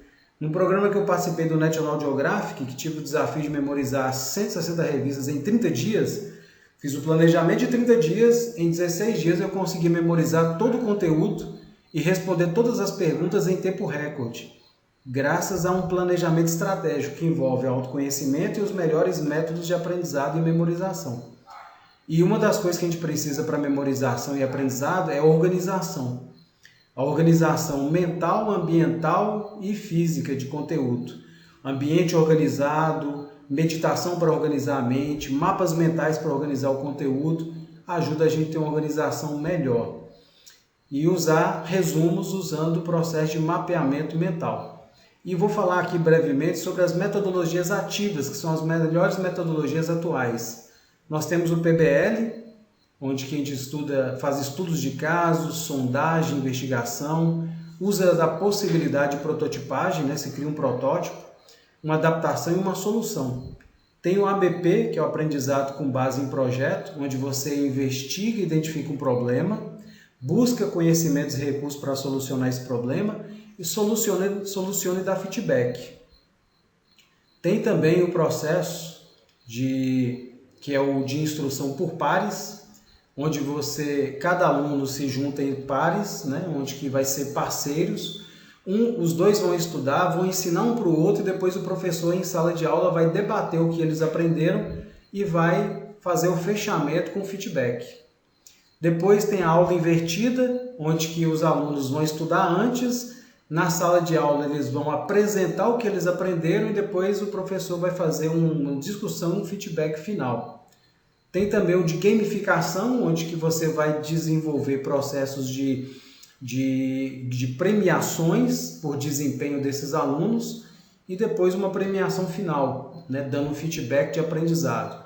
E tem o PBL Life, que é baseado em projetos de vida, onde você vai ajudar os alunos a perceber, se identificar seu perfil, seu propósito, sua missão.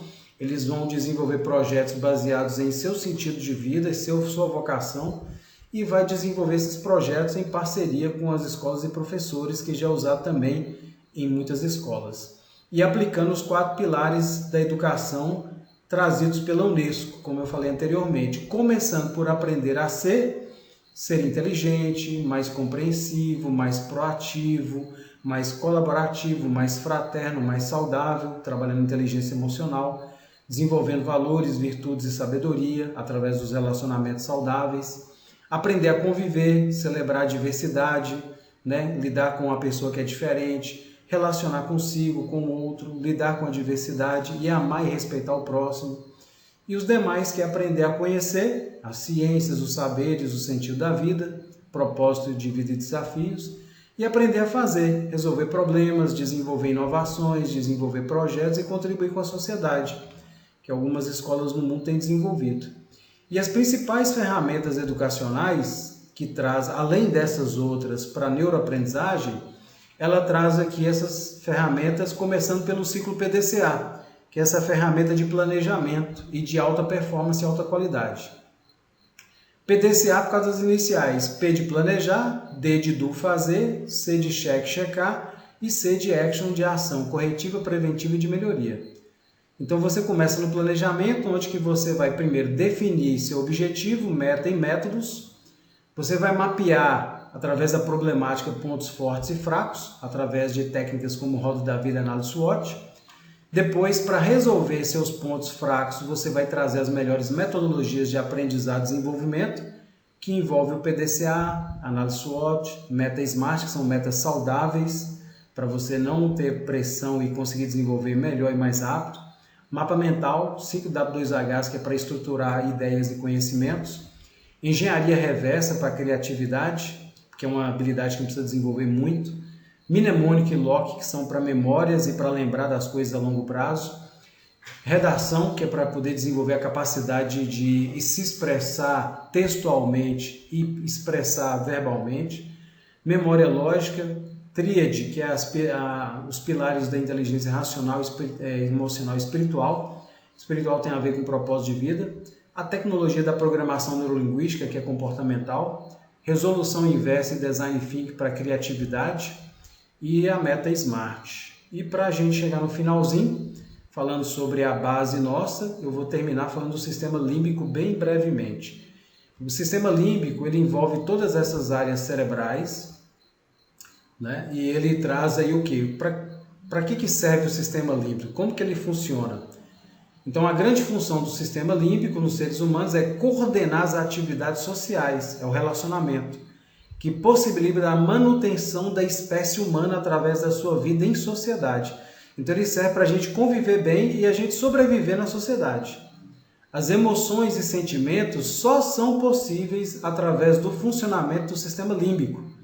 Desenvolver relações que permitam uma vida em comunidade depende da atividade dos neurônios localizados nessa estrutura. E o que é a adolescência e o sistema límbico? Aos 11 anos, começa aos 11 anos a adolescência, você tem aí um sujeito, né, um adolescente, que é um sujeito no qual os hormônios vão acionar o sistema límbico para se relacionar, nos garotos através da testosterona, nas meninas através dos estrógenos e da progesterona. Então o adolescente, né, primeiro, o humor começa a mudar rapidamente, diariamente, o juízo crítico cai, aí você vai ver a criança falando assim, ô mãe, esse fim de semana eu vou para rave e volto no mês que vem. Que? Você tá louco, menina? Semana que vem você tem aula. Você só não vai não. Então ela perde o senso crítico. Os sentimentos imaturos são predominantes. Ela volta à mentalidade de uma criança de 3 anos de idade. Ela é confusa, ela tenta se encaixar no mundo, vai vendo um modelo, vê e outro, tenta se encaixar e não consegue entender. E tem adolescentes que não passam bem por essa fase. Aí chega lá com 28 anos, 30 anos, 40 anos morando na casa dos pais, um adolescente que não tem dinheiro para pôr gasolina no carro para sair para um fim de semana. A dopamina, hormônio da excitação, começa a ser multiplicado pela testosterona e pelos estrógenos. Aí você tem um aluno acelerado em sala de aula, a mente confusa tentando entender o que está acontecendo. Ele ou ela se levanta e começa a conversar com os colegas. Não para estudar, não para ver televisão, está dentro de casa. Aí a mãe fala assim, ô menina, senta aqui, vamos ver a televisão. Ela senta, depois de 5 minutos levanta de novo. Que isso, menina? Senta aqui, para quieta. Ela levanta de novo, vai para um canto, faz outra coisa. Eles não param e na sala de aula tem lá 40, 60 alunos e o professor tentando ensinar história e esses alunos inquietos em sala de aula, que é a mente do adolescente acelerada por causa do sistema límbico e dos hormônios. Aí o que acontece ainda na adolescência? A serotonina cerebral começa a ser menos absorvida pelo sistema, ficam mais depressivos, ficam mais agressivos e o sistema límbico ajuda ainda a piorar esse sistema. A memória que faz parte do sistema límbico nos meninos, que é no caso do hipocampo, diminui, ele tem dificuldade de conseguir memorizar, tem dificuldade de lembrar do que está aprendendo. Nas meninas, o hipocampo desenvolve mais, elas conseguem lembrar de detalhes, porque lá nos primórdios ela ficava na tribo cuidando da cria, então elas têm a capacidade de lembrar de mais coisas, e os meninos tentando ali assimilar as coisas e não lembram de quase nada. Aí o professor chega na aula seguinte, gente, o que foi que eu falei na aula passada? Vocês lembram aí? Os meninos estão tudo voando, meu Deus, o que foi que o professor explicou na aula passada? A menina tem a memória aguçada, pode se dar o luxo de estudar menos, se conseguir prestar atenção, ela consegue pegar na aula, mas ela está acelerada também. Então, nos primórdios, ela tinha essa capacidade de memorização. Os adolescentes ainda, os garotos, começam a ficar mais prejudicados por causa da dificuldade de memorizar. Perca da capacidade de organizar o pensamento associativo. Então, precisa de um método que melhora a capacidade de associação, que é o que traz a neuroaprendizagem. As testosteronas deixam eles mais confusos, a não ser que entrem em depressão e ficam bons alunos. Então, a maioria dos bons alunos são depressivos, né? Segundo vários estudos da psicologia, o sistema límbico não funciona, eles estão depressivos, entram para a faculdade, saem da faculdade, depois não conseguem dar certo na vida, são contratados pelo seu ótimo currículo técnico pelas empresas, mas são demitidos pela sua incapacidade emocional, que é o que mais acontece hoje em dia. Então nós temos essa sociedade com esse problema. Quando o garoto entra na adolescência, começa a ficar mais confuso, começa a perder a capacidade de se organizar, acorda de manhã cedo, não sabe que dia é hoje, embora meninos, vamos para a aula. Hã? Mãe? Que é isso? Que ser estranho é esse? Que é a mãe dele chamando para ir para a aula. Ele tem dificuldade de assimilar, por quê? As meninas, por causa do estrógeno, né, a mulher tem que dormir pouco, ela dorme pouco, porque lá na época primórdia, ela cuidava da cria, então ela tinha que ficar mais tempo acordada. Então o macho tem que dormir muito mais para poder procriar, segundo vários estudos psicológicos. A melatonina na mulher dura 6 horas a 8 horas, então ela consegue dormir menos. A melatonina, que é o hormônio indutor do sono, no homem, geralmente dura 24 horas. Por isso que ele acorda sonolento, aí tem que ir cedo para a escola, chega na escola, está sonolento, não consegue prestar atenção na aula, dorme, e ainda está com a mente confusa e tem pouca capacidade de memorização. E aí fica prejudicado em relação também às meninas. Por isso que muitas escolas em outros países, as aulas começam entre 9 e 10 horas da manhã. Então, as escolas integrais fora do Brasil, a aula começa em torno de 10 e eles ficam até 5 na escola. O menino acorda desorganizado, tem dificuldade de pensar no que tem que fazer e não dá conta. Demora a sair da adolescência numa sociedade que só vai dar autonomia quando ele fizer o pós-doutorado. Aí ele já está com 28 anos, morando na casa dos pais, totalmente dependente.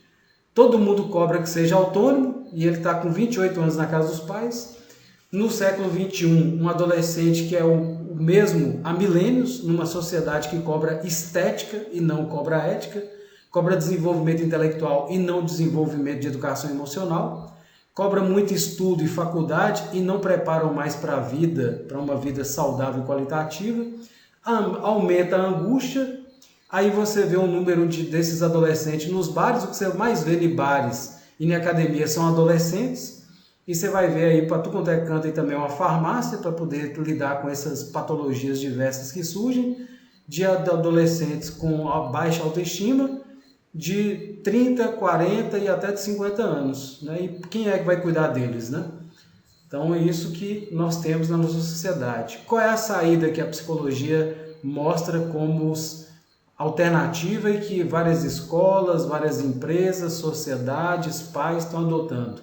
Parcerias. Nós sermos parceiros de nossos esposos, de nossas esposas, parceiros de nossos filhos, ouvir, acolher no momento de angústia, ouvir quando eles estão irritadiços, ter um pouco de tolerância para saber aguentar aquele momento passar, o sistema límbico funcionar e ele conseguir refletir, porque no primeiro momento não consegue, porque o adolescente ele é impulsivo por causa do sistema límbico. Então, tudo que nós deixamos de fazer no século XX, com esses vários estudos maravilhosos da psicologia, agora a gente tem que assimilar para utilizar no século XXI. Então a gente precisa aprender a acolher as pessoas. Então, o que nós mais precisamos, Jesus Cristo nos ensinou mais de 2000 anos atrás, e o grande apóstolo Paulo de Tarso mandou a carta para os Gálatas dizendo: levai as cargas pesadas uns dos outros e estareis cumprindo a lei de Cristo e a lei de Deus. Essa é a mensagem que eu deixo para vocês. Deixo aqui também meus contatos. Quem quiser acompanhar aí no Instagram é Victor Patrick Mentor, Facebook é Victor Patrick Mentor, onde que eu posto aí várias dicas de ensino, de aprendizado para estudantes, para professores, também através das capacitações que eu faço em escolas, e fico à disponibilidade de vocês. Para quem tiver interesse em aprofundar mais na neuroaprendizagem, eu vou começar um curso esse fim de semana, sábado à tarde, que vai ser durante 3 meses, uma sessão semanal, todo sábado à tarde, com essas várias propostas que eu trouxe para vocês. Então, eu vou trazer mais aprofundamento na neuroaprendizagem, como estimular a memória permanente, como desenvolver educação emocional, gestão do conhecimento, planejamento estratégico, administração do tempo e atividades, organização mental, metodologias ativas, tudo isso, e com certificação. Esse treinamento, o valor dele normal é 12 parcelas de 125, mas para vocês vai ser 12 de 67, tá? Mais em conta do que sair um fim de semana para um barzinho. Então, espero que vocês tenham feito sentido para vocês, essas pesquisas. Nós temos aí 4 minutos restantes e eu deixo aí aberto para quem quiser fazer perguntas ou alguma fala que vocês queiram tá contribuindo. Muitíssimo obrigado e fico à disposição de vocês. Deu um eco aqui. Boa noite. Boa noite. Perguntas, até que o senhor foi ótimo, foi bem esclarecedor, bem oportuno, muito interessante, e eu acho que, assim, que no momento em que nós vivemos, nós ouvimos palavras de incentivo, e assim, até no início eu encaixei muito no que falou, porque eu estou naquela dúvida, compro um carro, não compro, o que eu faço, como que eu faço, porque nessa... Vai ser um prazer trabalhar com vocês e passar esses conhecimentos. Tem uma coisa que você falou que é muito interessante, Marilene, que é, segundo a OMS, a Organização Mundial de Saúde, ela diz que só tem 5% de pessoas lúcidas no planeta. Então, quem tiver lúcido aí, né, nós que estamos lúcidos, a gente tem que cuidar de quem não está lúcido. Então, nós pais, nós educadores, que tem um pouquinho de lucidez, cabe-nos a responsabilidade acolher essas pessoas que precisam dessa assistência, né? Porque todos nós fazemos parte dessa sociedade, então quando a gente não ajuda o próximo, a gente não ajuda a nós mesmos. E esse monte de gente aí hoje consumista, fazendo compras para cima e para baixo, é também uma fuga, segundo a psicologia. Elas estão tentando aí lidar com algo que é preencher um vazio que nunca vai preencher com coisas, só se preenche com autoconhecimento.